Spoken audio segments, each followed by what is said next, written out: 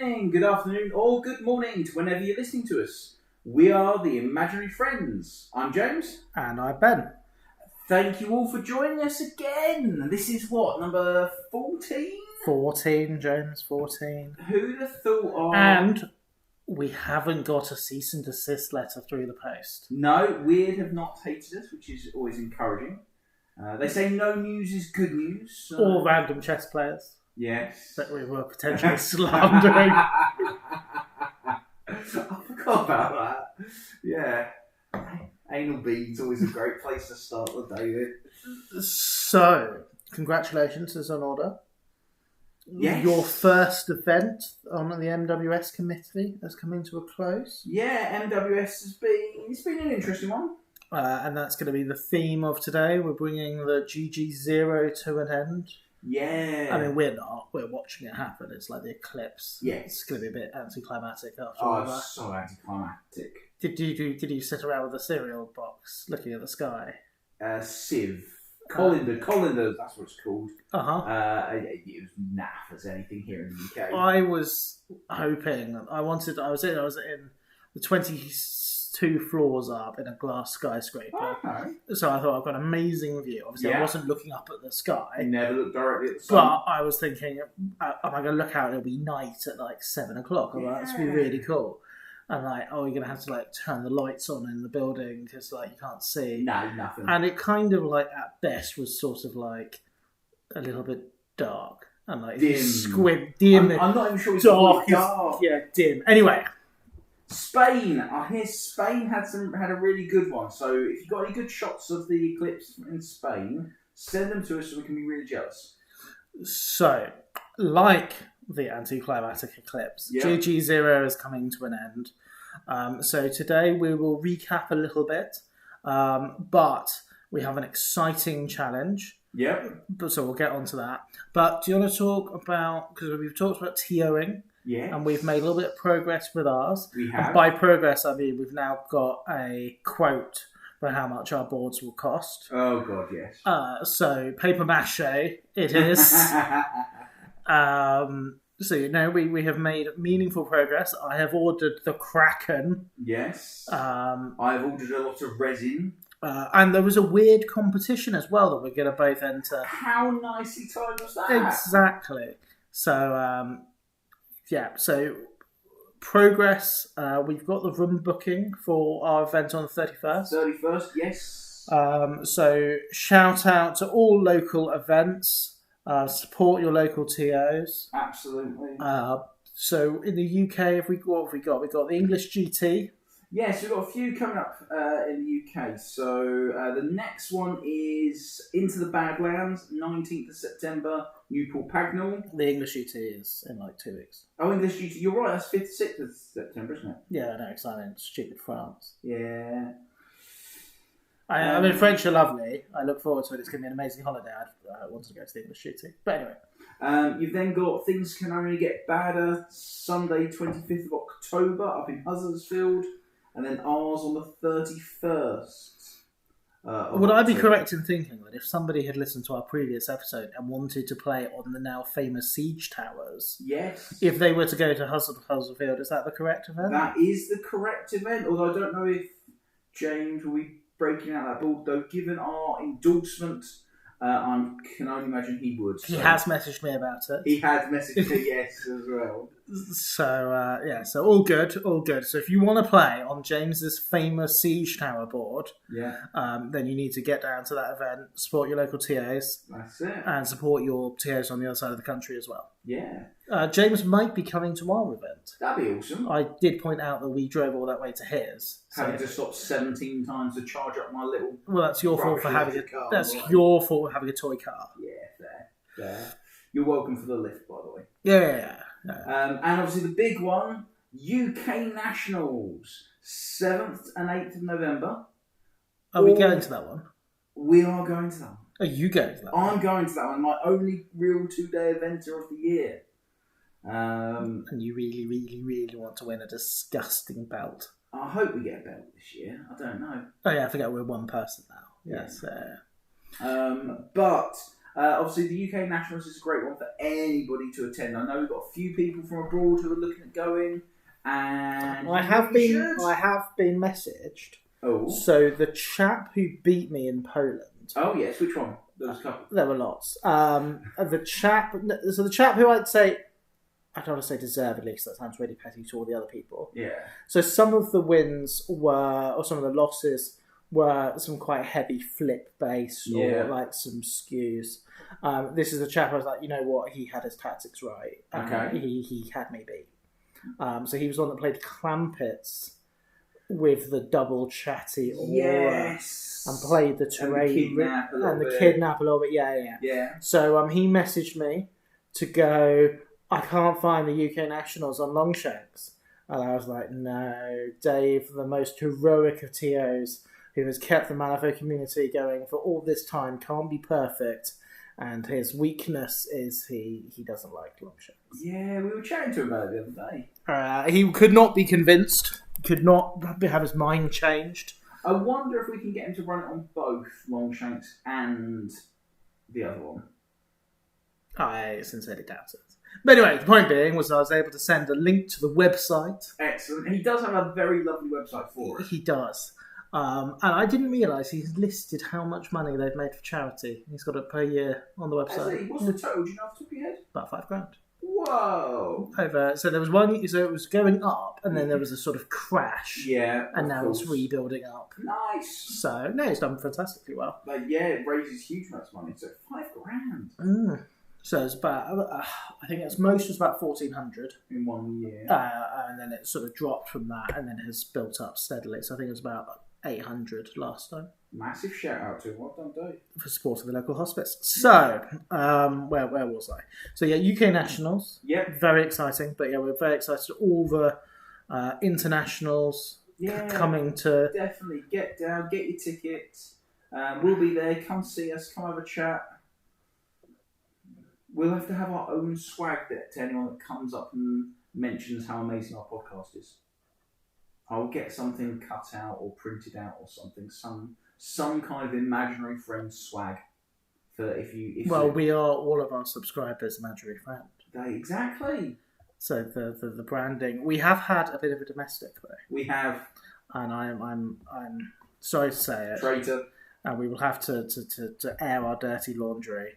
But James has printed some ghastly sleeves for his deck. And I told him that I hated it at the time. He still went and did it.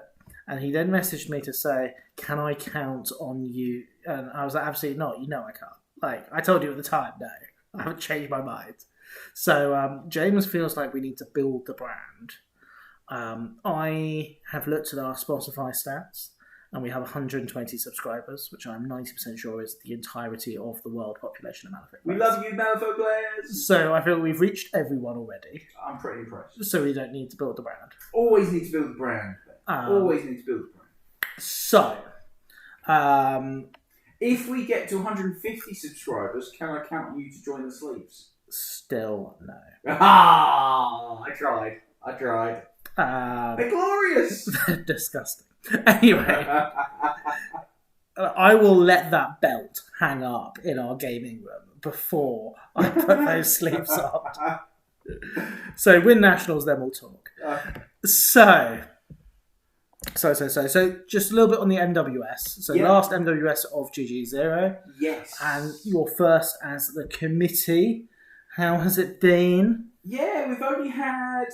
There was a couple of interesting moments. You had a bit of a race war at the beginning. Yes, we'll slide past that very swiftly. We've had that in the past, and I understand it from all points of view, but at the end of the day, we can't bring any politics into the MWS. And generally speaking, the participants are phenomenal at keeping it PG, keeping it proper, keeping it... PG like our podcast. Absolutely. Talking about beats. Yes. Yeah, it's quiet. Respectful. Yes. So massive shout out to everybody who has had a fantastic time. The biggest interesting thing we're noticing is there's a lot more games that have been conceded recently.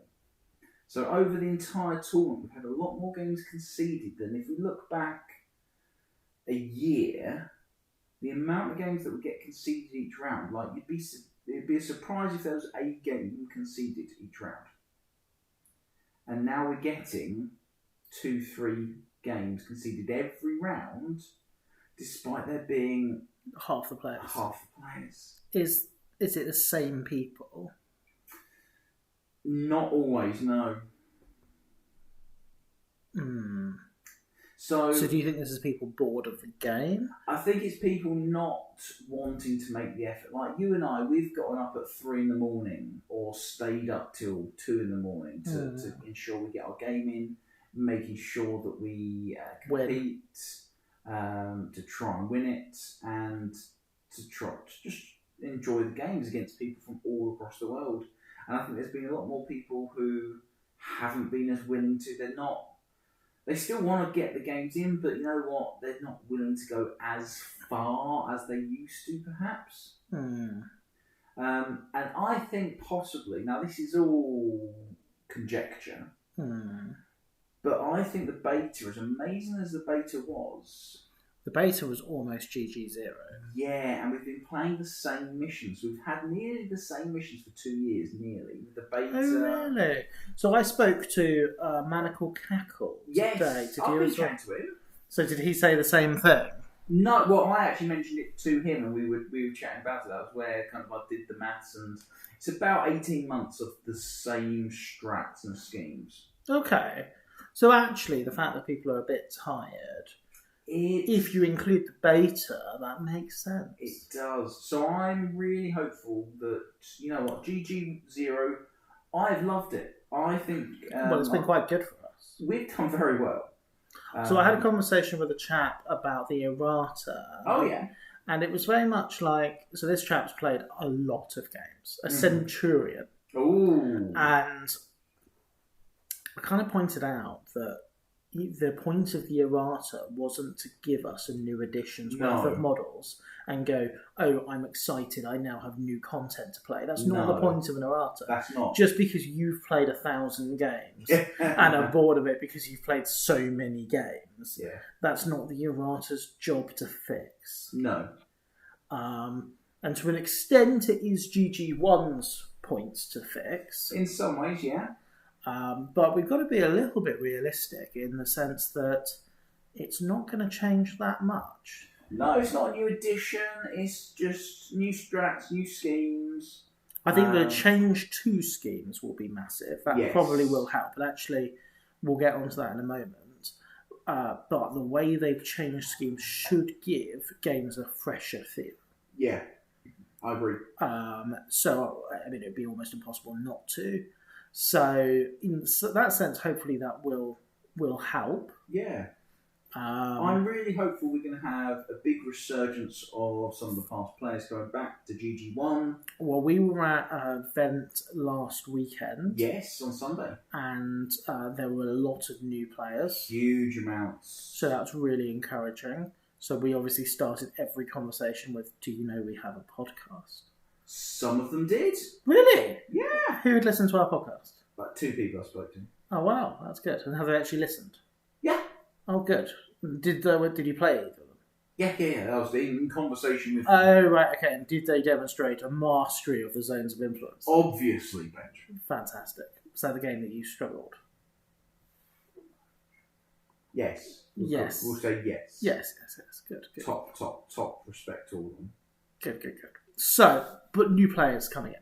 Yeah, I think there's actually been quite a good increase in some of the new players, and that event certainly showed it. And we spoke to some of the other TOs who said actually we've had 4 or 5 new players in. So there were a lot of people that said that until the cards came out, they wouldn't play, which feels odd. But I do. So I've been playing with the cards, and it does. I'm annoyed now if I have to play a game without the cards. Okay. Online, obviously, Vassal's different. Yes, because it's easy to record health and... Yeah, but it does feel different, and the app is good. But as I've moaned before, and I feel like the app glitchy at times, can't it? It's not even the glitching. It's the fact that, like, when you're in turn 3 and you're hyper focused, and you have some attack that gets a raise that has to put out like entranced and then trigger for somebody within your line of sight getting bolstered and somebody else moves an inch, you're not tracking your app tokens properly. Yeah, that's fair. I think turn 1, you track your tokens perfectly. By the time you get to turn 3, nobody's tracking their tokens properly. Yeah, that's fair. And you might forget that one of your models has slow on it, for instance. Exactly. It could very easily happen, couldn't it? Could easily happen. To anybody. Yeah, anyone. To the best of us. Even the best. Yeah. Strangely, I've never forgotten that my model had fast. No, it's strange that, isn't it? Odd. So, anyway, moving swiftly on. Yeah.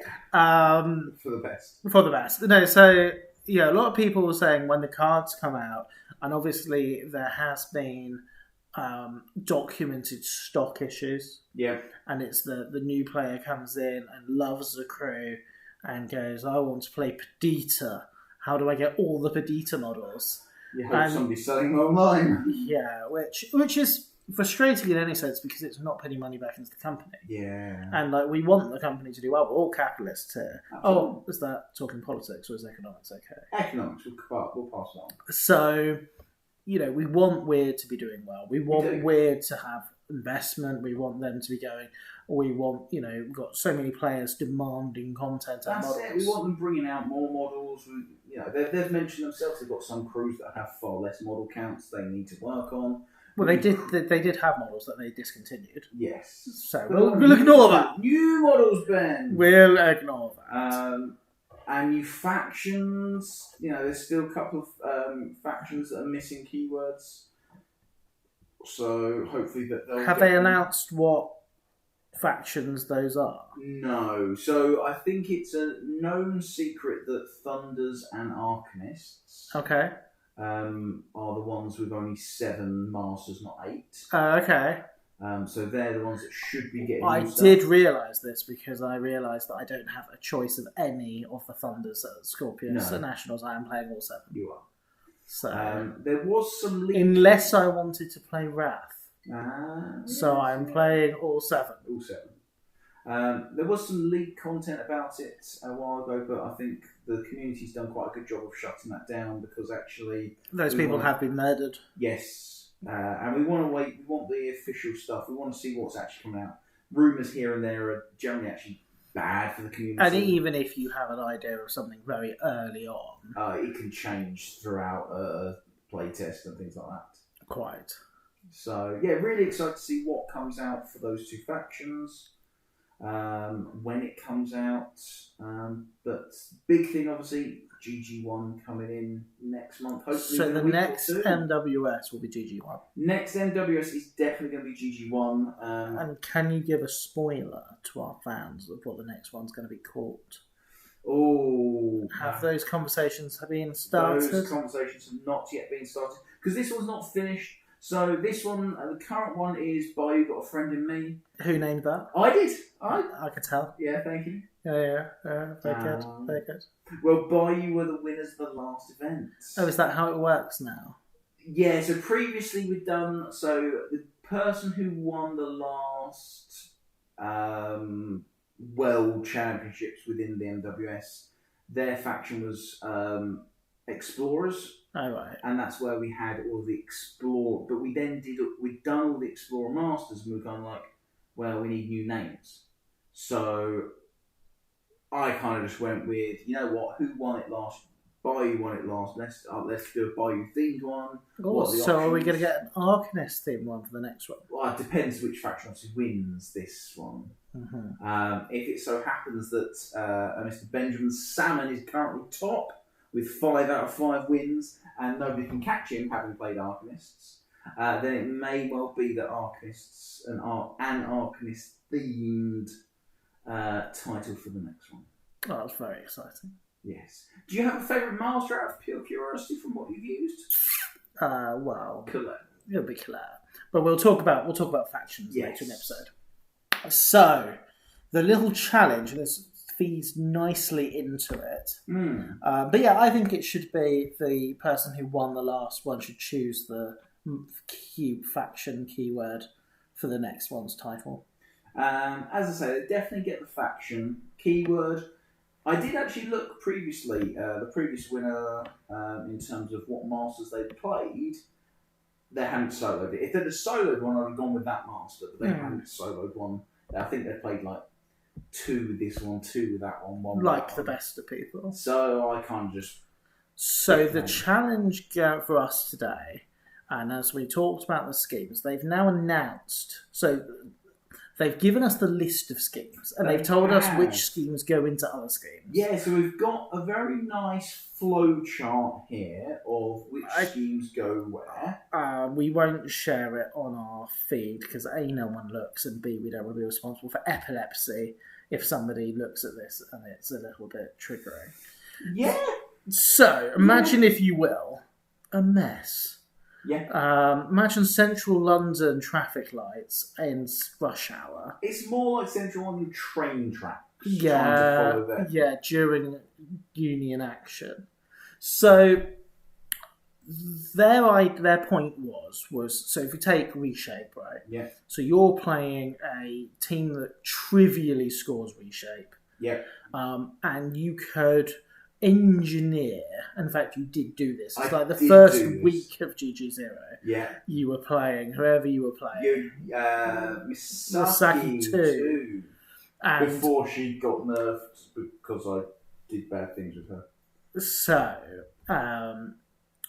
the whole point was that you could probably find a route from any starting scheme. Yep. To play Reshape within the first 4 turns. Correct. You pretty much could. So, could you do it the first 3 turns, or did sometimes it have to be a 4th turn? Sometimes it had to be 4th, but most of the time, unless there were very few schemes that meant I could only get to it after the 4th. And it would have to be like those exact 3 schemes as the start. Otherwise, I see the list of schemes. I go, boom, I'm taking that one because I get to score Reshape and land on turn 3 automatically without needing to think. So actually, only playing for 4 points of schemes over 3 turns. Yeah. And again, I already know what those schemes are, so I just need to focus on them. But there were 13 schemes. Yeah. So Weird didn't really like, and specifically I can only assume the poor sod who had to try and think of 13 schemes didn't like the fact that only 4 of them were being played. Yeah, basically. So... Take the high ground, scout the rooftop. Yeah. And we, in our episode, discussed all of the schemes. We did. When we could have just discussed 4. We probably could have just gone with, you're only ever going to use this one, this one, this one, this one. So, they've modified it. A little bit. So, the first big change, seemingly, is we're going from 13 schemes to 21. Yeah, 50% extra. Which was very exciting. Hugely exciting. And certainly you go, I'm not going to be able to play the same schemes every single time. No, not with the quantity. It's going to be impossible to play some schemes with some starting. And am I correct in thinking that each now only has 2 it leads into, not 3? No. So there you are wrong. Am I reading the map wrong? You're reading the map wrong, which I can understand. So, for instance, take the high ground. Oh, I see. It's got the line on the right, and you just can't see it because it's... Oh, okay. It also goes into public demo. So it's still going... Okay, fine. So this map is no use to anybody. No, but I believe... So looking at it, all of them lead into 3. I really hoped you were going to say they all lead to Reshape. Although, some of them lead into 4. Oh, interesting. So, Frame Job leads into 4 different choices. Really? Yeah. Reshape the Land only leads into... Is that done purely because they just had to choose which schemes use the least space? I don't know what their logic is, but there's 1, 2... I believe only 2 have 4 options. Okay, so some have 2, some have 4. I believe a couple of them have 2. Most have 3. A couple have 4. I found a third one that has 4 as well. Okay, anyway. But with 21 schemes, games, even if they go into a number between 2 and 4. Yeah. That's a huge difference. Yeah. Now, some of the names we've just read out will be familiar. I tried to read out only the familiar ones. So 7 have survived. So do you want to read us the 7 that have survived, James? So you've got Take the High Ground, of course. Runic Binding. Leave Your Mark. Breakthrough. Yay. Make It Look Like an Accident. Also yay. Public Demonstration. Boo. And Frame Job. Oh, and Reshape the Land. Is that 8, in fact, Ben? I don't know. Did you miscount? I don't know. I didn't know they led into 3 either. To be fair, I haven't actually. I've deliberately not looked at this for the 4 days it's been out because I knew that we were doing our challenge. Yeah. And I didn't want to overthink it because I thought we're a bit boring enough as it is. And if we're exciting and fresh, is it 8? 8. I suppose that makes sense because we've got 13 new ones. Yeah. Which is they always like to do 13 because that's the amount of cards there are. Yes. So if you decide to settle anything through cards, then you can. Interestingly, my preferred choice as a captain in a team event, rather than rock, paper, scissors, because that requires manual dexterity and I don't like it. Not to win or lose, you understand, but to get the timing at the same time. Fair. That's a bit hard for me. So I like to split a deck and choose 2 suits. Okay. And of course the Black Joker came up. Surely somebody has red, somebody has black. That's true, yes. But in any case, 21 schemes. Yep. What we're going to do is we're going to try and guess what they are. Yeah, so purely from their name. Purely from the name, we're going to try and guess how do you score it. Or at least certainly the theme of. Yeah. So I guess we'll take it in turns to sort of give a guess, and then the other person can go, oh, I don't know if that's right. Yeah. So the first one, nice and easy. I don't actually know if any of these are repeats from previous editions. No, that's a good point. So the important thing is we have no idea if they are. No, so we only played M3. We didn't play M1 or M2. As listeners will know, we can't remember the name of the GG3 schemes. No. GG3, yeah, it's a G. M3. M3, GG 1 to 9. Yeah. 1 to 4. Was it 4 they did? Oh. I think only 4. Right, so the first scheme that we need to select, James. You're going to go first, are you? Because we both know what the first one is. Whoa! Okay. All right, fine. You could go first. Okay. So I was going to read it to you. Okay, go read away, Ben. Mister, I want the easy one. Yeah, I got a clue what the second one is. Yeah, I'm just going to try and speak as slowly as I can and give myself an extra 6 seconds to think. So the first scheme, James, is Organ Retrieval. Yes. Which is interesting because it reminds me of when we had to try and think of a scheme ourselves. Yeah. So we talked about. Go on. So Organ Retrieval. Picking up corpses. I don't know what else it could be. So I suspect it's very much going to be like. What was it? It's a GG0 scheme that they've gotten rid of. What did we discuss it earlier? What's it called? Grave robbing. So similar to grave robbing without the need to kill somebody within range of a scheme marker and another marker. Grave robbing always felt... So grave robbing is you choose a marker that's not a scheme, but can be a strat or whatever. It doesn't have to be friendly. And if you kill somebody next to that and a scheme, then you get to score the first point, and then after that you can now interact with 2 corpses, correct? So I reckon it's got to be something like pick up 1 corpse for the first point, pick up 3 corpses for the second. So I don't know if it can be. In terms of? Because normally you can't interact with a corpse. No. Or a remains marker. No. And so something I was thinking about when we were trying to create our own was what design space you have. And I kind of said... You had this idea of going at the beginning of the turn, declaring, I'm on Fool's Gambit. Pick 6 models, something happens. Yeah. and it's not something they've done.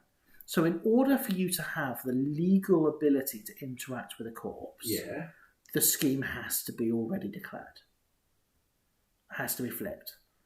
Interesting. That was a very long-winded way of saying it. But the important thing for grave robbing is you've already declared the scheme, and the second point says you are now allowed to interact. Oh, interesting. So it would have to be worded, if you want the first half to be picking up a corpse, it would have to be worded something like, if you take the interact action while standing on top of a corpse. You could just slam a corpse to remove it.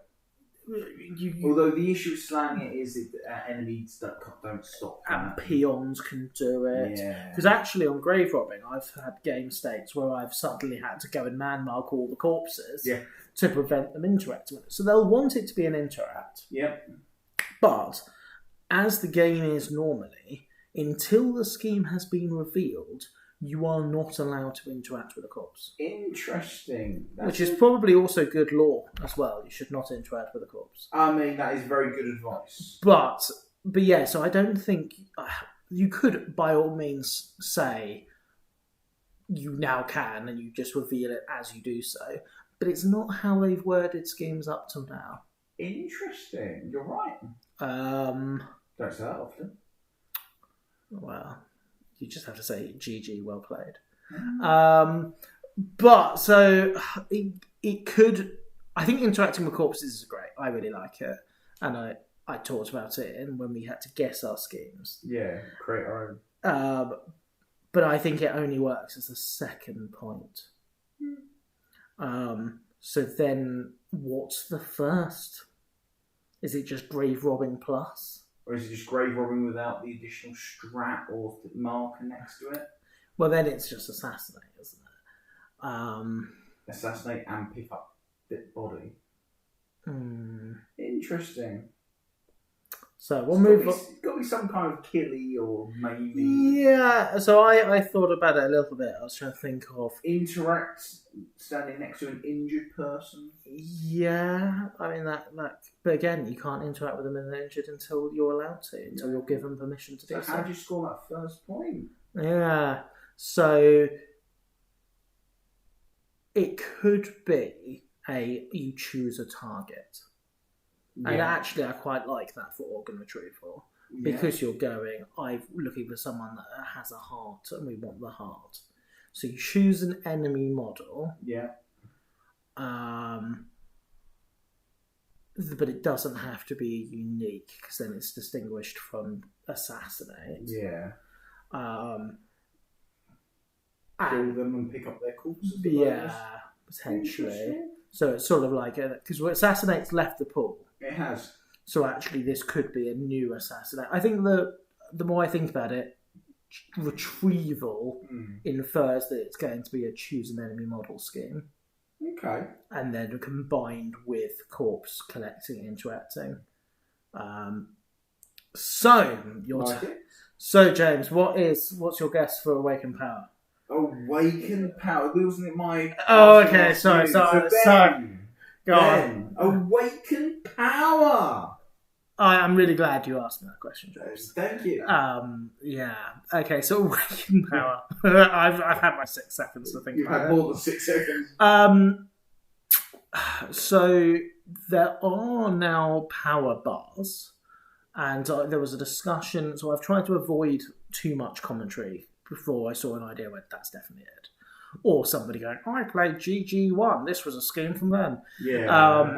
But there was someone talking about really specific schemes. And I was kind of like, they're not going to do that. No, surely not. So, because there was a scheme later that's talking about burning. Yes. And they were like, I'd really like schemes that only Sonya could score. And I was like, oh, I kind of have to disagree with you there. That sounds like really bad. Yeah, exactly. So if you think about how you can demonstrate power, I think this feels like a positive token scheme.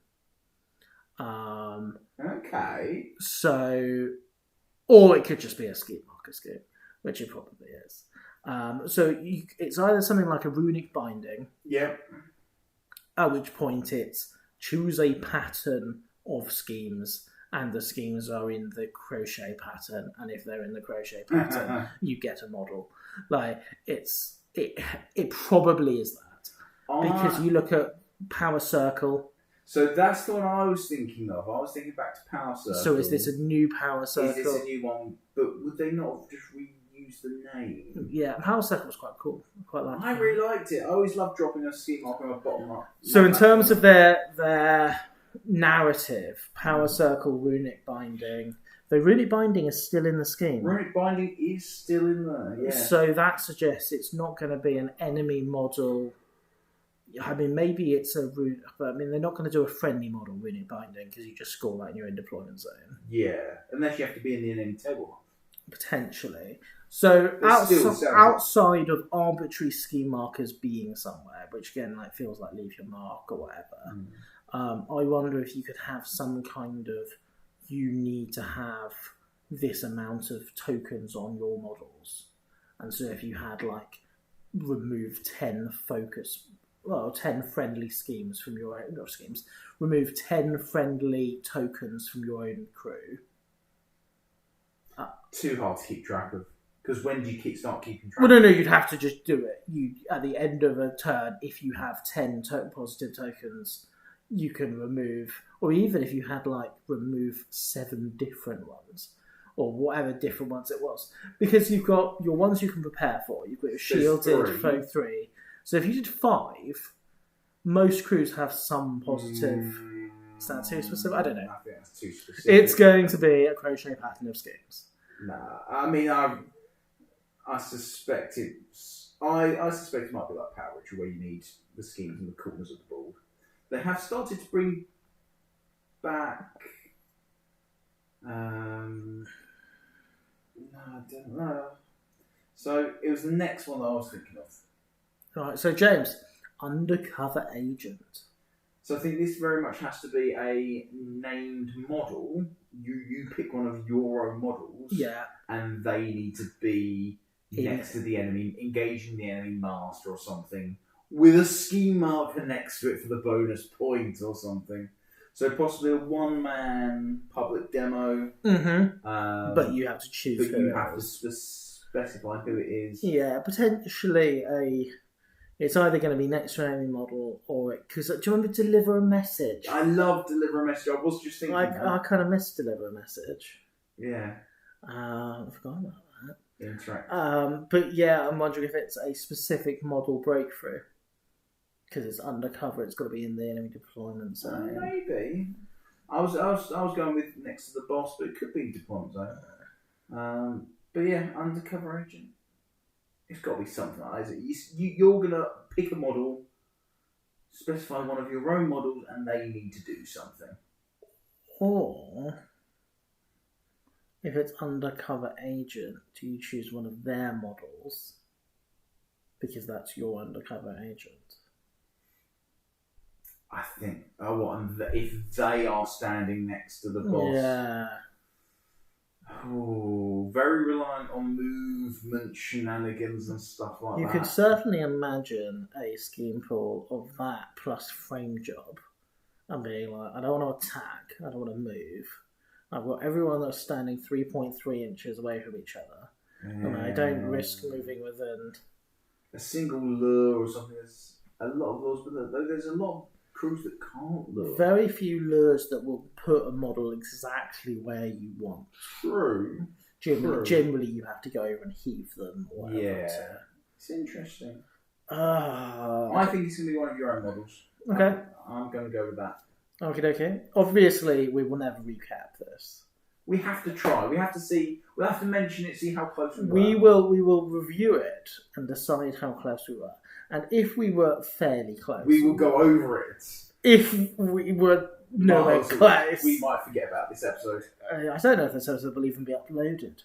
So the next one, Joe. So Ben, supply cache.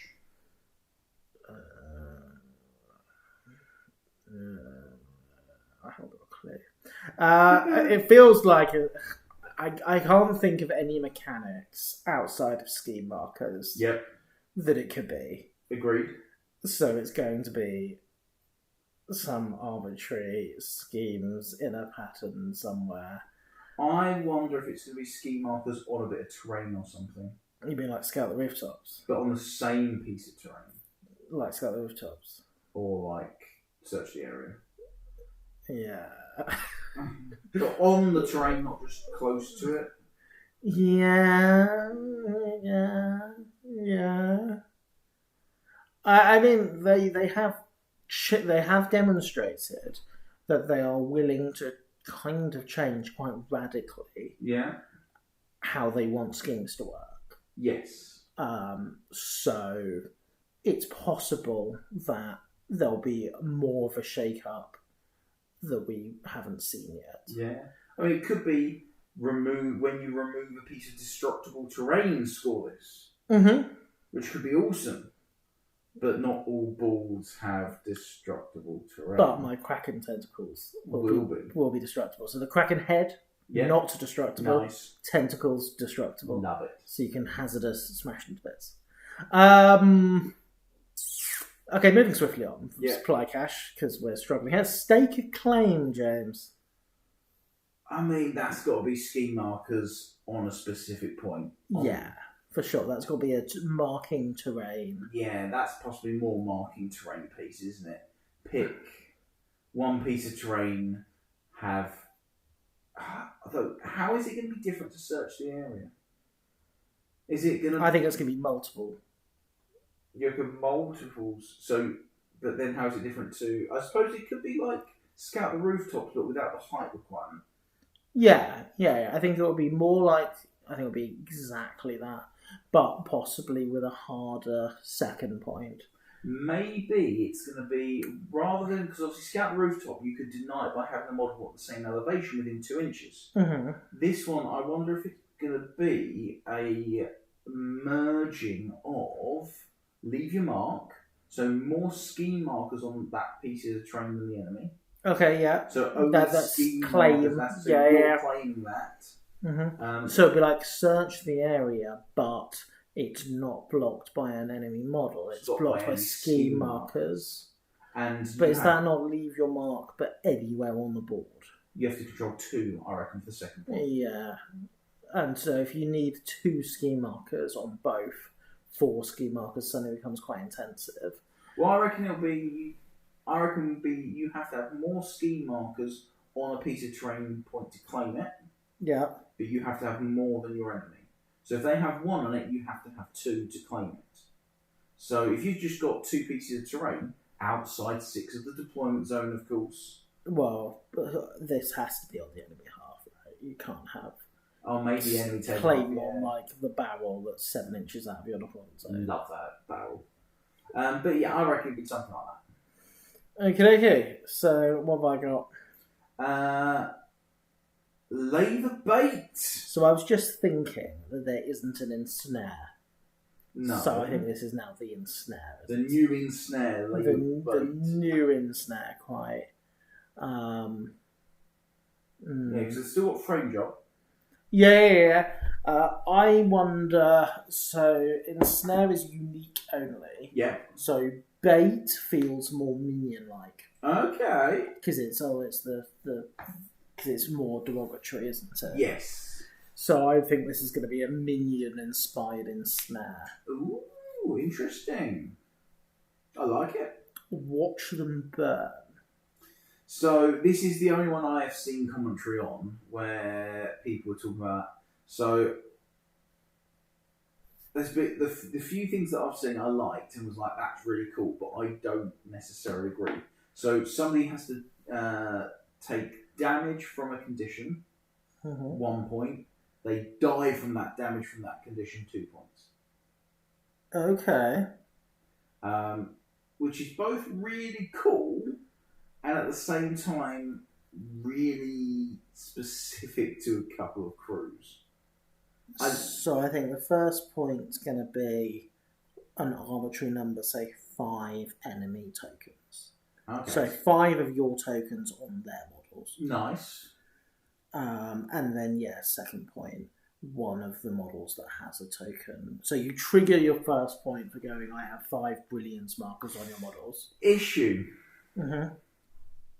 You resolve tokens before you score strat. Yeah, no. So I don't think it's about dying from burning. Okay. So it will be first point, end of turn. Do you have 5 or more tokens on your models? Okay. So you have 5 models. I have 5 brilliance markers out, tokens out. Yeah. I score the first point. For the rest of the turn, if I kill any of your models with one of those marked tokens on it, I get the second point.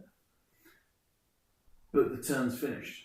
No, so the end of an activation, right? You score the first point. Okay. So if you're playing Watch Them Burn Sonya, end of your turn, you have 7 models all on fire. So end of the model's activation, I score the first point. Right. And now for the rest of the turn, you need to kill someone. If I kill someone who's on fire, I get the second point. Okay.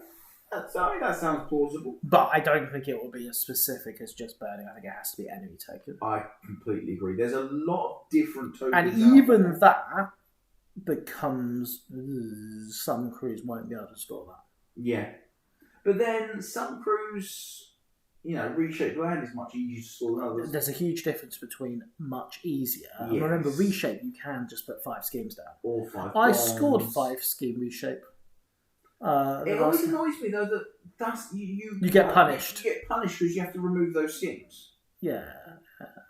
Well, it would be they don't want to have to think about Reshape goes into search the area. Yeah, no, look, you've already got all the markers down. I do agree.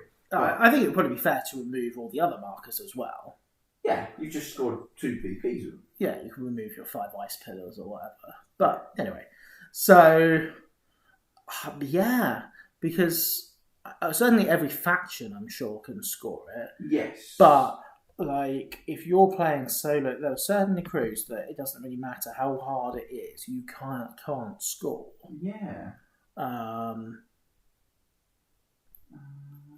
I mean, there are, as you say, if you want to score public demo, in reality, there are lots of crew lineups that can't score public demo. Yeah.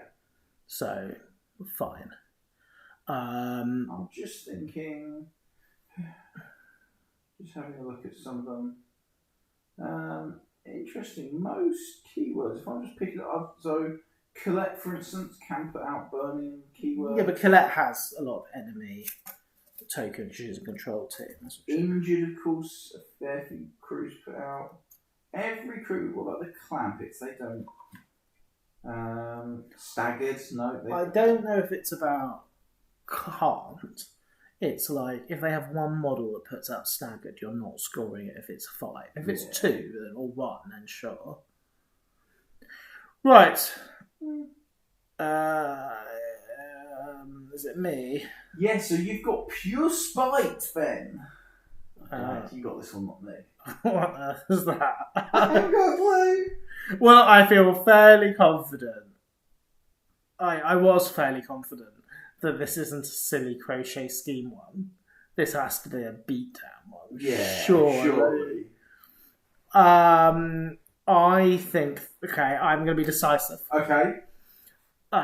If a model that you control that is under half health kills another model of point cost equal or higher than yourself. There's a lot of caveats in this so far, but go on. Alright, just score Assassinate then if you want. No, I think so. I think if you've got an injured model that kills another model, then that's how you score it. Okay. Because I think it's I'm on low health, but I'm going to spite you. Oh, I killed something. My only thought was it could combine Assassinate and Frame Job. So they hit you, you reveal it, and then you have to kill that model that just did damage to you. For all the people that decided the Frame Job was too good. I thought that it's the second point of Frame Job, but it might be that you don't... The second point of Frame Job isn't the issue. The first point of Frame Job is the issue. But perhaps Pure Spite could be any model.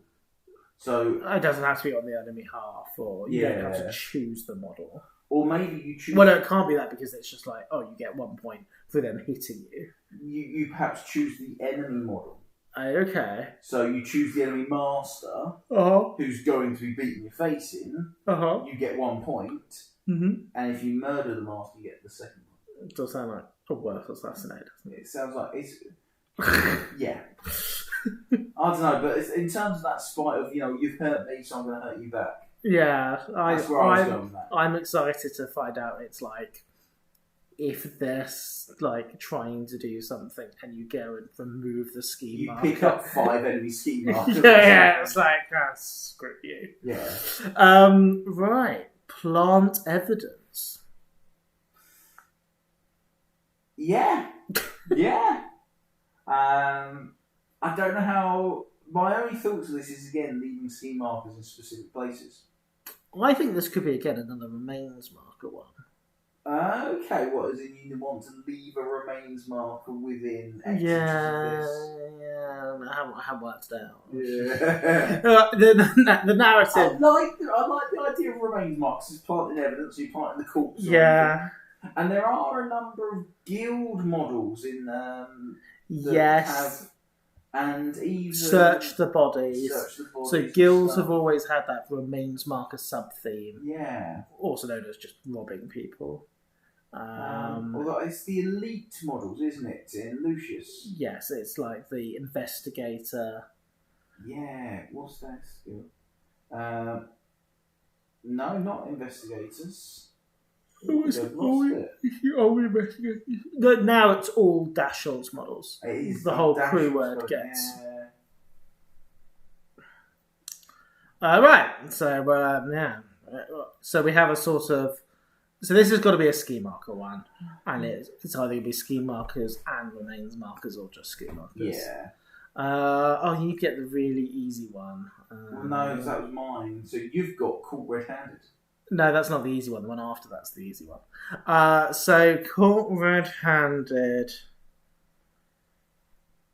I wonder if this is going to be an enemy model placement one. Okay.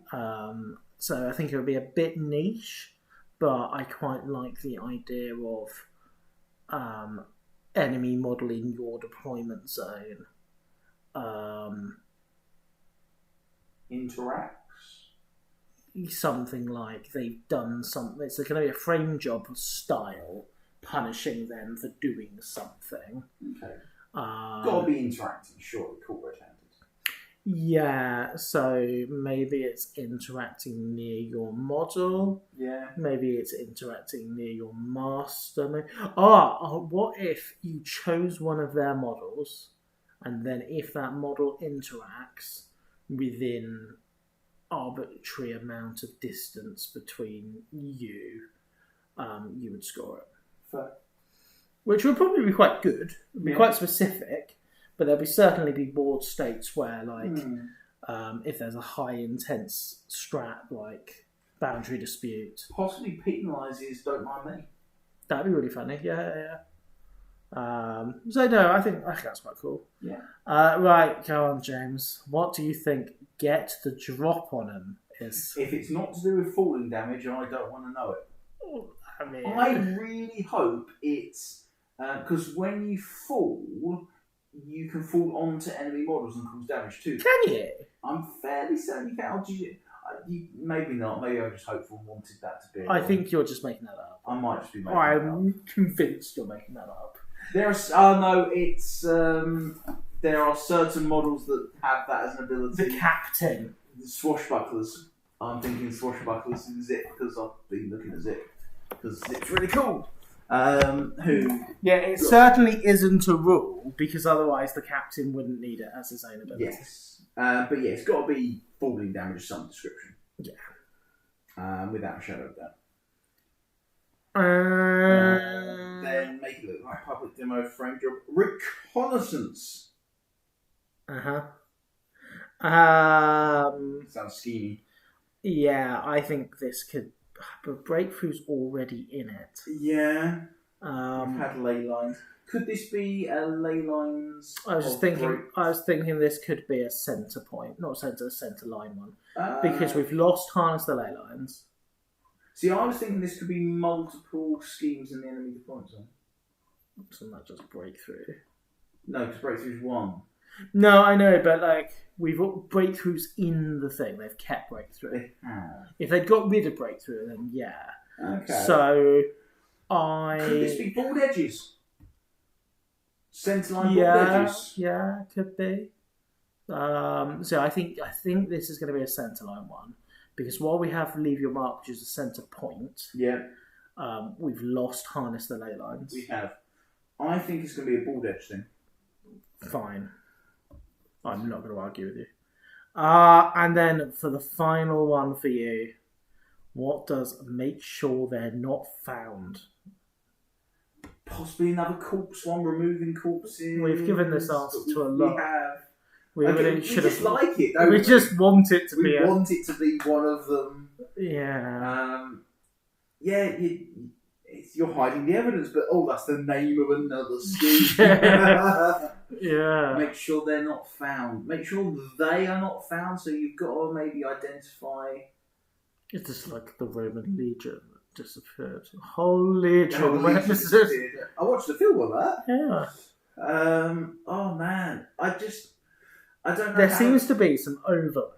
Yeah, in terms of what they could be. And what's the difference between make sure they're not found and organ retrieval? Yes, because this could be equally like organ retrieval. You pick a person, you kill them, you pick up their corpse for the organ. This could be a case of you pick a person, you kill them, and you pick up their corpse. Now there is a mechanic that's been played with. You probably don't remember it because it's not very good. But who is that? So there's the models that have an attack, and it's a really pathetic trigger. That's like, I'll tell you who had it. Alison from Nelly had a trigger that only works if there are no. It's called no witnesses. Yes. If there's no friendly models within 6 inches of the target. Correct. So I wonder if you could incorporate the no witnesses trigger, like it, into a scheme. Or is the idea that you're killing somebody who's more than 6 inches away from their friends? Well, but there's a whole line of sight thing. Yeah. So I'd be quite cool if you had a kill a model that's not got line of sight to any of its friends. That's cool. And given the terrain stuff, for sure. But so suddenly, spreading out, and your scheme runner is your 5-point scheme runner behind a wall somewhere, and you can beat them to death and be like, no witnesses. I like it. So I think that could be a thing. Bonus point if there's a scheme marker next to it. Line of sight based killing. Love that one. Though, what are we using that for? Are we calling that make sure they're not found? Yeah. Oh, yes. Yeah, no, if no witnesses was the scheme, I would agree that the trigger, no witnesses. Make sure they're not found. Yeah, let's go with that. Let's go with that. I like that idea. Oh, thank God, that's over. Right. Well done. It's always harder than I didn't think it was going to be easy. No. And I look forward to it being embarrassed. Do we know when we're actually finding out what any of this nonsense actually is? So, start of next month. Well, next month. Obviously, with the MWS, we really hope it's going to be start of the month, so we only need to have a 2-week gap, which is what the plan is currently. But I do not think there's any reason to do another GG0 event. No. And we know that people are a little bit tired of it. Yeah, so I think whatever happens, we're going to have to do a GG1 event. Yeah. So whether we end up having to take a 3-week gap, we can get the player pack and everything all ready to go, just the schemes needing to be put in. I mean, we could even have people sign up. Yeah. And we could have the sign, because nobody is going, I mean, that's unfair, they probably are. So, certainly a lot of people are playing in it regardless. Yeah. And then there will be a very small minority of people who were a bit jaded, a bit bored, and were like, I'll see how it is. Maybe I'll like the look of it, maybe I won't. Yeah. But you certainly could have the majority of the sign-up period already done. Yes, and it's just we haven't revealed what schemes and... Yeah, and then you have over the weekend. Do they normally release on a weekend? Do they release on a Monday? It's normally we release it on... No. Weird release. Oh, weird. Thursdays, isn't it? Okay, so that's fine. So if they release on a Thursday, and then you have the sign up at the end of Sunday, Yeah. that gives everyone 4 days to decide if they're getting over themselves. Yeah. Or if, But then sign-ups will be open for a week generally.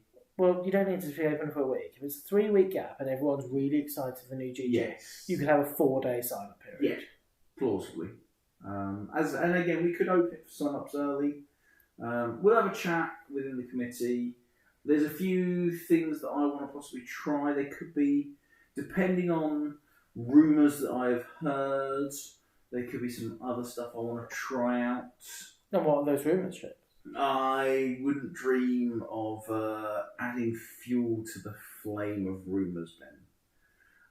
Why don't you just tell us that no, it's not a rumour? Well, it would be a rumour that perhaps the imaginary friend started, and so.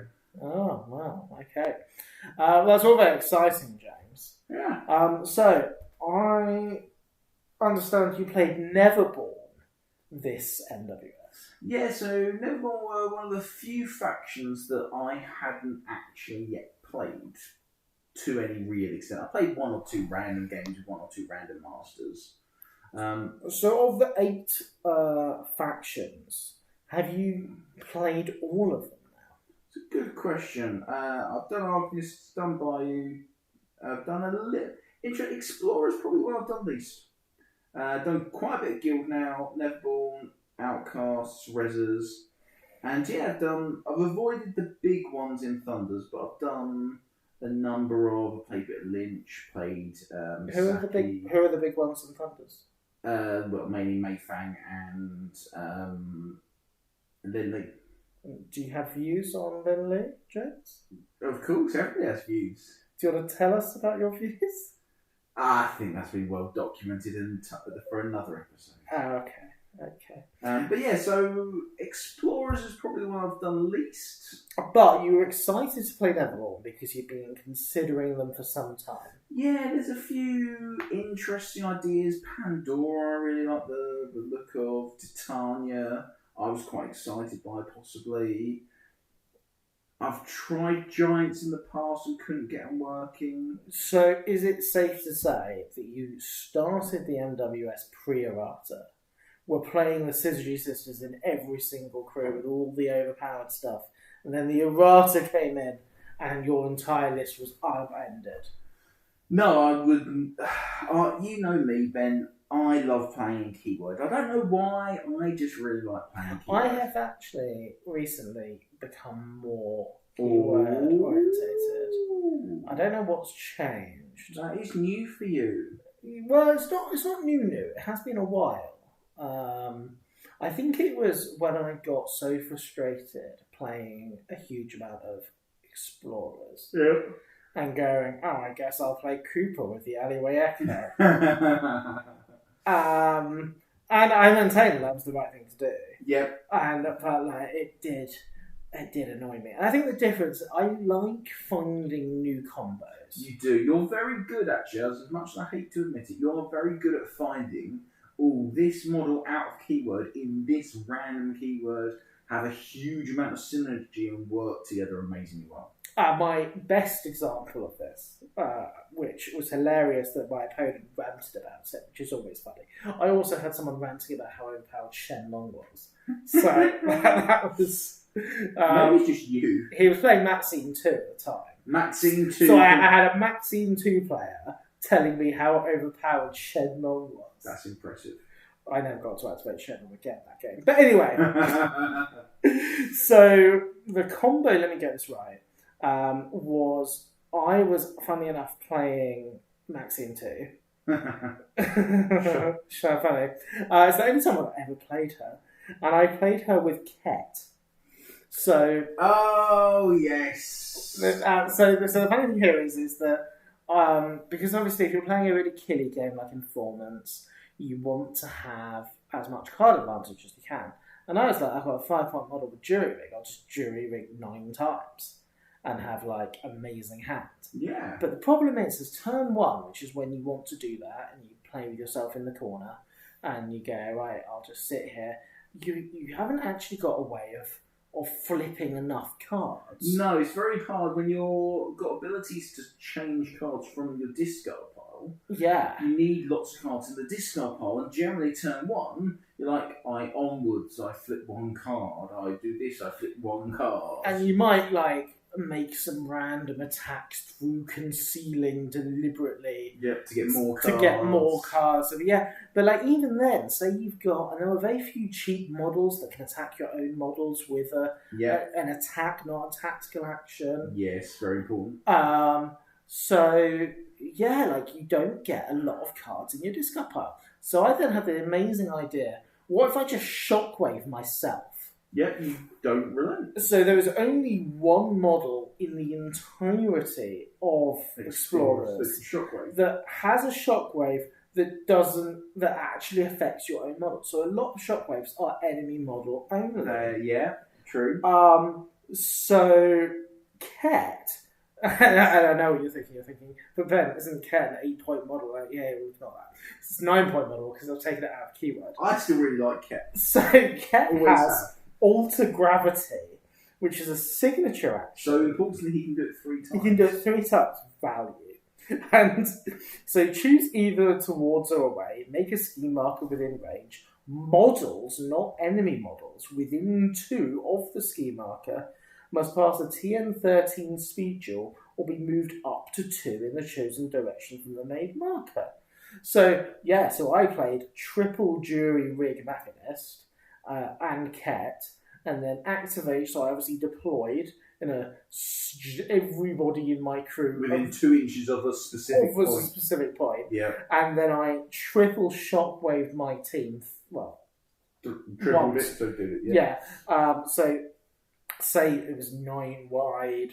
That's what 27 cards flipped plus the 3 from the actual taking action, so 30 cards flipped. So you got to over half your deck.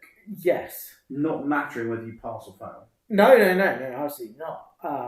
Because you can just move 0. So you don't. So I was like, literally, it doesn't matter. So I literally just picked 30 cards up. Well, 9 cards 3 times. Obviously, I failed the bloody TN. Because that was the awkwardness of I had this pseudo-amazing hand, but I had to cheat 2 cards in for Ket. Yeah. Which then meant that I only had 5 amazing cards, not 7 really good cards. Oh, didn't. Yeah. It was very flashy. It was very impressive. I felt great. I really wanted to do it. I kind of concluded afterwards it probably wasn't worth it. But it is cool. But the look on my opponent's face as I sat there and went, okay, I'm going to trade this 7 for a 10. I'm going to trade this 10 for a 13. I'm going to trade this 11 into a 13 and this 9 to a 10. And he just sort of sat there seething at me. And it was great. And then I, had to play the rest of the game with 3 Machinists and Ket. It was like,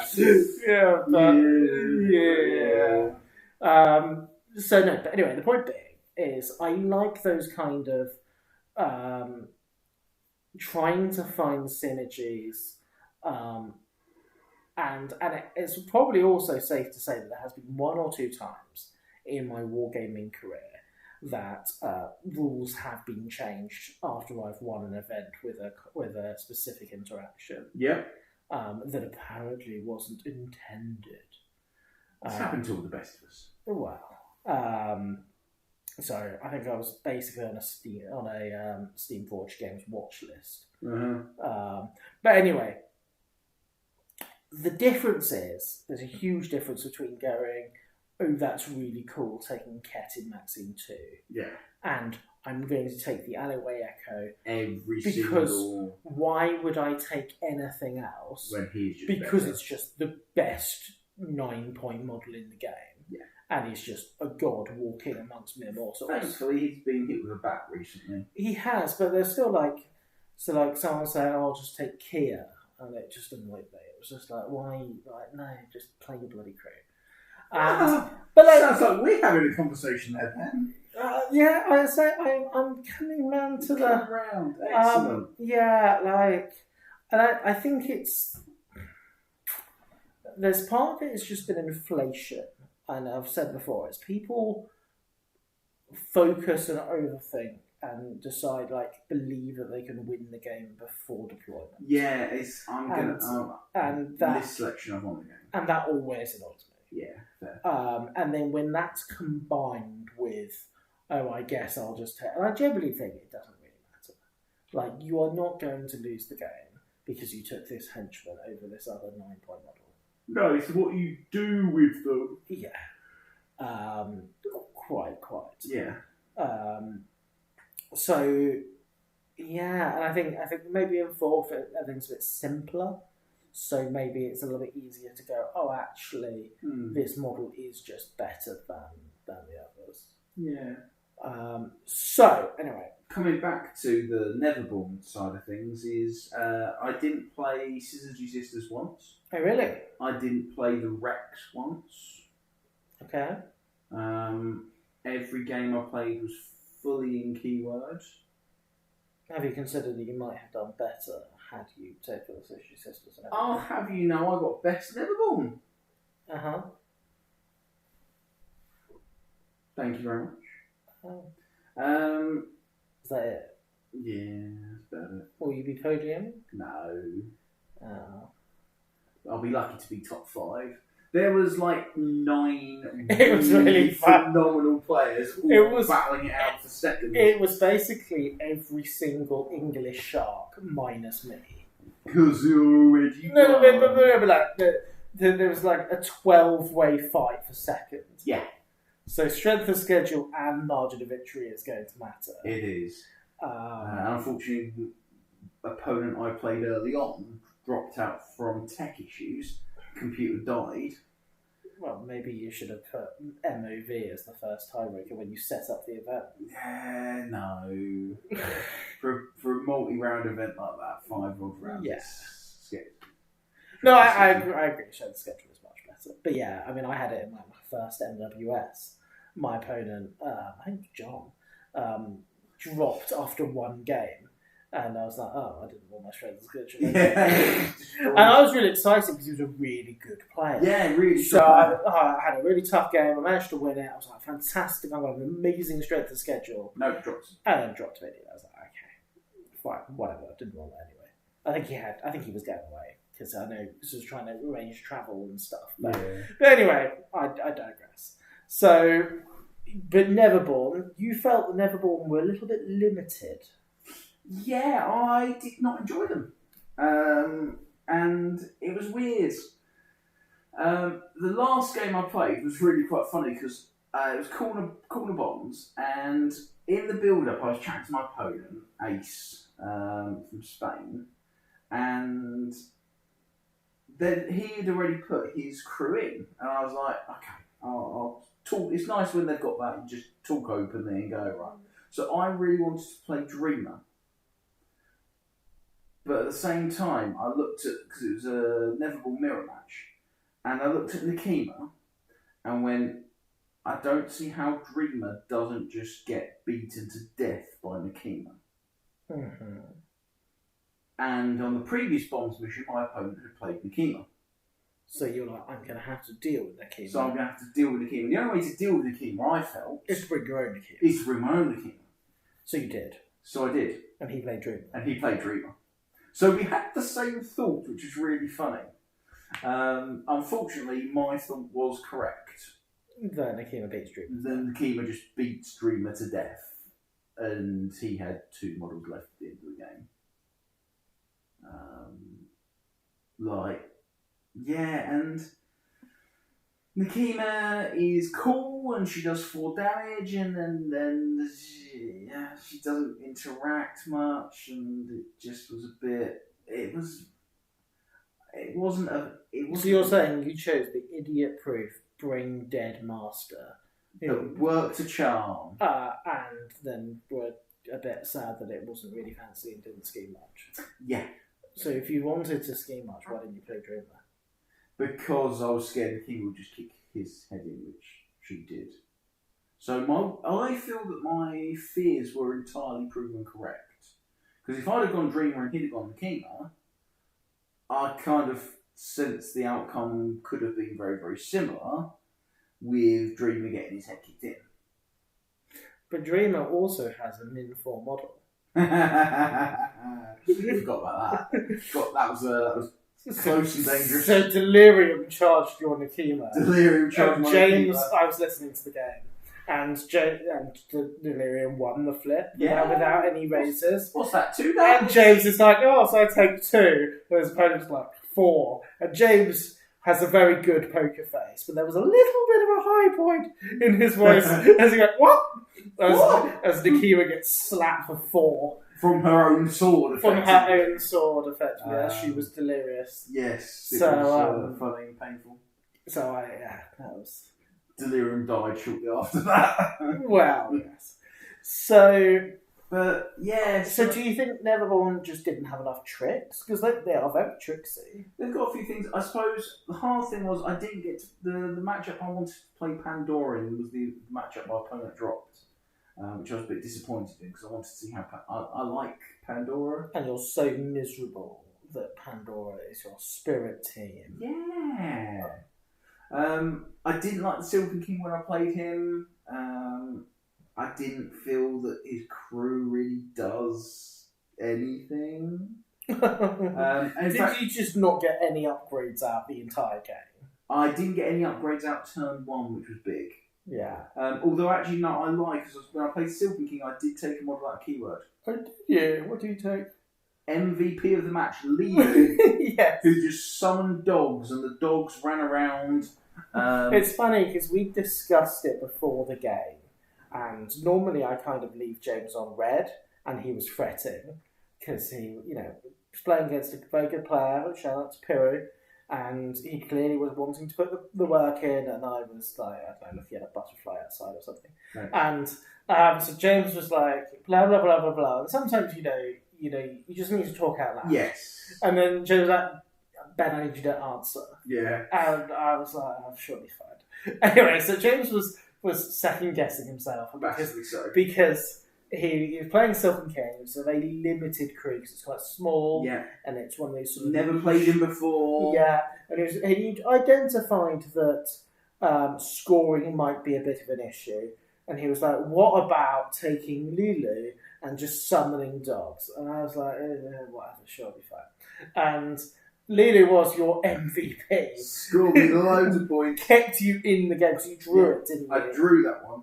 The big reason I drew it was because I was able to remove. Because obviously, you slammed a lot of shadow markers. Yeah. So actually, my peons, phenomenal. I think at one point I had 4 dogs running around and 3 of the other Silken King peons just running around slamming his markers to stop him getting reshaped land. Yeah. And it was glorious. Yeah. And that probably single-handedly kept me in the game. Drew me the game. And that was some draws you consider to be a loss. Yep. And some draws you consider to be a win. That was most definitely a win because it was going bad. Yeah, it went bad. So that's your Neverborn. Yeah, so I didn't like them. So would you play them again? No. No. Not even I'd play them a bit differently. No. You just no. No. You don't fancy trying to make Pandora work on boundary dispute? No. No. So Pandora and Dreamer are the 2 I'd be potentially interested in taking. But I certainly wouldn't NWS it. Five rounds I could not commit. Aren't you glad you didn't play them in the silly European League? I mean, shout out to the great European League. Well done to everyone organising it. But you have to play the same You're thing. just bitter as you only made it through to the next round on the 3rd differential. Hey, I qualified. You did. And I might still win the event. You could. And it'll be really embarrassing. But to be fair, I lost to pre-nerf McCabe. Oh. So, and myself. Yeah. But, anyway, so the point being is I have to play another 4 games of Arcanist. 3 games of Arcanist. So 3 more, okay, fine. But yeah, so it's because you got your group stage, and then there was sort of like, oh, maybe we'll let you change between. No, because I asked that. That was the first question I asked, and they went, nope, same faction throughout. So you joined with Rezzers. I've got Rezzers, which I'm alright with. So aren't you glad you joined Rezzers on the Europe and Neverborn on the NWS? Otherwise you'd have to play another game of Neverborn. Yeah. But what about you and Arcanists? How have you found them? Obviously, you've won the NWS this term. You're second. You're the first person. Credit where it's due. You're the first person to win 2 NWS events this year. Yes. And how have Arcanists? So Arcanists have clearly done you well. So interestingly, the 2 I won it with were Explorers, which are pre-Nerf Explorers. Pre-Nerf Explorers, you get no credit. You just gave me credit. Damn. You just said, I'll give credit where credit's due. You're the first person that's ever won 2. This year. Yeah. But, so I have played all but 2 factions in an MWS.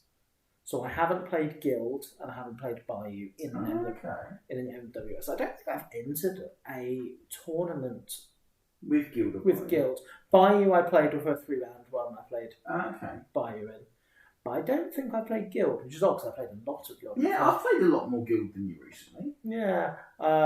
So anyway, I've played an MWS with all of the other 6 factions. Nice. I have come first, second, and third. So I got first with Arcanists and Explorers. Second with Rezzers. Second with Rezzers, and I came third with Outcasts. Very impressive. So certainly interesting trying to do it with a huge variety of different teams. Yeah. Arcanists, I had a bit of a journey with. Okay. I was really excited to play Keris 1. Yes. And I, regardless of how any games with Keris 1 went, I didn't enjoy her. You did play her on the entirely wrong mission with the wrong crew. Yeah, but she's really boring. Fair. So interestingly... Do you reckon she's more boring than Akima? Ooh, well, Akima, I think, is, as much as I make comments about her being brain dead. And in 3rd edition, there was a bit of a meme where, like, you saw someone playing Akima, and you were like, "Oh, you're not very good at the game, are you?" Bless her. They were the crew for the idiots. It was more of the very new people. And I had this theory that, like, maybe I mean, to be fair, I wasn't as good as I am now, but I had this theory. I was like, I can make them good. I remember you took her to a tournament. I was the worst event. Is that not the only event you've ever been to where you went 0-3? No, I did not go 0-3. Thank you very much. I'm fairly certain. I drew a game. It was 0-2-1. Yeah, I lost 2 and drew 1. It was the only event. That's your worst ever event since I was 11 years old. That you haven't won a single game. Yeah, quite possibly. I think I took it quite well in memory. I enjoyed the card. That was probably my favourite card journey home. Yeah, from an event that we've had. Yeah, did I take it well? Sure, Ben. Sure. Good. We'll call it well. No, he didn't. No, okay, I vaguely remember raining now. It was really weird. Nikima died turn 1. A lot. People didn't like her living. I think part of it is the fact that because she was quite popular, a lot of people have played against her, and we perhaps had underestimated how if you play things that are a bit niche, people play worse against you. And I've definitely had times where I've taken something more meta, thinking, this is a really good overpowered list, and then everyone plays perfectly against you. Because everybody knows how to counter it. Because everyone's played it before, and this is... So there certainly was an element of that. But anyway, so I did really badly with Nikima.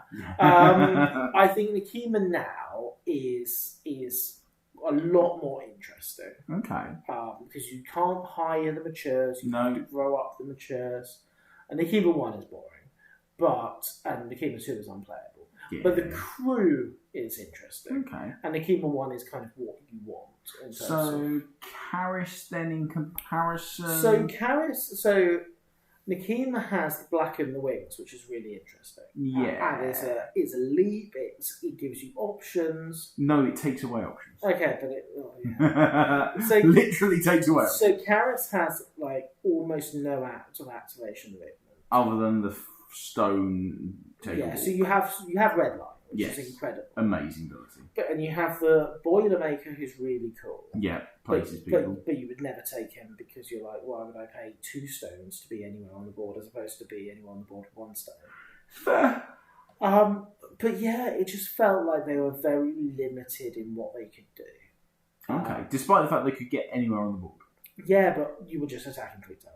Fair. There was never anything like, you're like, I'm just going to charge and I'm going to try and set you on fire and then I get pulse flips and then I hope you're dead. And don't get me wrong, obviously playing her on the correct mission, she is very good. Yes. But she wasn't very interesting. Okay, fair. Colette Smuggler, I really enjoyed. Yes, you had good success with Colette Smuggler. And again, I always like when I think that I'm right. Yeah. And obviously, Star of the Show is very, very popular. So, Star of the Show is particularly popular on bombs and boundary. Which is the only time you take Colette. Yes. So, Star of the Show is very popular. Yes. I wussed out. I didn't take Colette Star of the Show on Recover Evidence. Because I'm a coward. I really wanted to. Yeah, we'd spoken about it. I'd planned it. I decided I was going to. The whole Presto change. Kidnap models. I'd hyped myself up, and I was almost there. And my opponent was like, "Have you played Karis 2 yet? Post errata?" And I was like, "No." And they're like, "Oh, what do you think?" And I was like, "Oh, they look quite cool. I guess I'll play that instead." So I did. That's cool. So Colette Smuggler, I kind of had a bit of an axe to grind. I wanted to prove that she was good. And I don't think anyone said she's bad. No, but I was fighting against myself. So I one-shot Vile Necromancy. Rogue Necromancy. I one-rounded with Colette Smuggler doing double damage, and it was glorious. Yeah, I mean, Colette, I think it's just a very fun keyword to play. I mean, Colette likes attacking things that are defense 3 when she gets raises on 3s doing damage twice. Yeah. When they've got no cards in no hand. hand. You get a few raises. Annoyingly, I readied the first attack. Oh, that is so annoying. It is annoying because I didn't have the bloody marker out yet. So I had to charge, do bonus action to get the marker out. And I only get double damage if they're within 2. If they're within 2 of the marker. Oh. So I had to charge in, bonus to make the marker, and then hit him twice. And the first attack was the red. I mean, obviously, the Necromancy still died, but it could have died in one glorious splat. I mean, if they flip low and you... Yeah. I did 7 damage pre-double. Oh. So it would have one shot. Jesus. And the guy conceded about 6 minutes after. But that's not the point. So Colette Smuggler I really enjoyed. Yeah. The Karis 2 I really enjoyed. I thought Karis 2, they've done a phenomenal job with the errata. Yeah. I won't go into too much detail, but the main thing was it felt fun. That's really good. The new mainly the crew card action that ignites your bar. Yes. Is a meaningful, really good action that you want to be doing. So previously, because I tried it previously, didn't I? And it felt like it was a tax. I had to get it done because if you don't get the bar up, you So now it teleports you 4. Yeah. Draws you a card. Yeah. Sets you on fire. Amazing. And ignites your bar. So I had and I kind of played it badly because so the first time Herbie teleported, so walked up, did it, and it's a bonus action. So Herbie walked up, bonused, drops a scheme, and then had teleported himself backwards to safety. And then a second time, you can kind of walk forwards and then leap yourself forwards into a position to drop a scheme marker. Yeah. So no, and I was using Deacon a lot And nice. Deacon, because you have to set your own guys on fire more. Yeah. And Deacon turns your ski markers into hazardous burning. Yeah, and so Deacon, so I was using the ritual that teleports your model to someone who's on fire through the arcane emissary. Nice. So Deacon suddenly has a ridiculously far, like, I'm going to teleport my model 15 inches. Love that. Was he worth ever? I don't know, but I think he's quite important. Yeah. So I think the Carrots 2 crew, which is a shame because I really like Metal Spiders. I did take Metal Spiders. But yeah, so I've having now played a bit of everything. Yeah. And I said, obviously, I'm playing lots of Thunders in preparation for Nationals. Yeah. But the two crews that, having played basically everything I wanted to play, yeah, the two crews that I'm thinking I want to play again are the Victorias and Carrots 2. That's really cool. So I'm not going to be playing Guild and Bayou in the last two MWSs. Because I do need to play Thunder, so I know what UCO does. Yeah, and particularly with GG1 coming, you need that practice. Exactly. But no, I'm looking forward to all 7 of my games for the Scorpius. Yeah. And you're excited to play 7 games of Tara, depending on what the new missions are like. So I'm really unsure. It very much depends on the missions. I think GG0 has been very good for Tara. And I worry, given what they've said about Lin Lee, because she summons. Lin Lee is so amazing at all of these schemes at the minute, I feel Tara can play. I've been really happy playing Tara on all of the missions. So if all the missions are going to be different, so somebody who also can play them all at the moment, can she still play them all in the New World Order? That's the question that I'm concerned about. And the important question is, can she score, make sure they're not found? Or organ retrieval? Yeah, I don't know. So, or are you just being indecisive for the sake of it? I mean, I'm always indecisive, but I need to. I'm very much, because obviously Solo Master, I think, in some ways is harder than Scorpius, because you need a master that can do it all, and you're never going to get a master that can do it all amazingly well unless you're in GG0 and you're playing in there. So I think finding the master. Would you like to elaborate on that point, James? Nah, finding the master. So it's finding the master that I enjoy playing, because there are some masters that I like just more than others. Piper. Yeah, I like Piper. So I think I've got to find a master who I enjoy playing that can play all the missions. So in your head, you got MWS. Yeah. Something of the Coryphee, and you're going to play Tara in it on the new GG1. Plausibly, yeah. And see how it goes. And then, so after that, are you going to make a decision? Are you going to be committed? You're going to be like, I won, whatever it's called. I guess I'm playing it for Nationals. Or are you going to go, Zip looks rather good right now? Or, that does sound like something I'd say. Yeah. It's a good job I own most of the keywords in the game. Yeah. We have a problem, Ben. We do have a problem. We have a real problem. Yeah. I'm... So in terms of how long have we got until Nationals? So, what are we now? So, at date of recording, we are the 21st of August. Mm-hmm. So, we've got 2 months. So, date of air, 7th of November. Yeah. So, about 2 months and 2 weeks. Okay. So, the NWS will be, what, 6 weeks until it's finished? From now, probably 8 or 9. So, how long does that... So, from the point of the NWS finishing, how long does that give you before Nationals? 3 weeks? So you're playing Tara. Possible. Though I suppose if you decide that Tara's not it after the first game, yes, you have time as long as it's in Outcasts. Yes, and I like Outcasts. So Alice was your backup.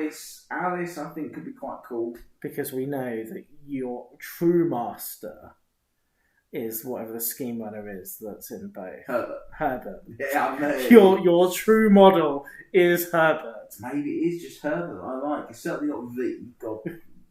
But Herbert. That is what you need. He is a true model. So yeah, Alice, I like. Very interested in him, in her, possibly. And for our listeners, you purely mean exclusively the rider and not in the full silly rider team. Yes. So this is the normal amalgam keyword with Rusty Alice on horse. Yes. Or motorbike. Or other variants are unplayable garbage. Yes. Although we were speaking about it, and I do want to play the riders list, and I do want to get 4 more 3D printed bikes and have all the riders riding motorbikes. It's not a good list. Don't play it. You're going to play that into me? Yeah. Okay. Yeah. And will you choose to spend... Or you're playing Wrath. Will you choose to spend any of your 6 stones, or will you keep them all? I'll keep all 6 stones. Right, so what we expect... So will we expect anything to have changed for next week? Possibly not. It's unlikely. It depends on Weird. If they're going to be cool and give us a sneak peek early. Could they tell us what the names of the strats are maybe next week? And we can sort of look like losers trying to guess what they are. Yeah, great. Yeah. Why not? Why not, indeed? Because I am confident that we completely guessed what. I think we nailed those schemes. Completely, utterly. And no one will ever listen to this episode. Well, this is one of these episodes that will really age badly. Yes, they all age badly. They all age badly. Other than your zones of influence. Zones of influence, yes. Well, we'll love you and leave you, and we'll see you next week. Take care.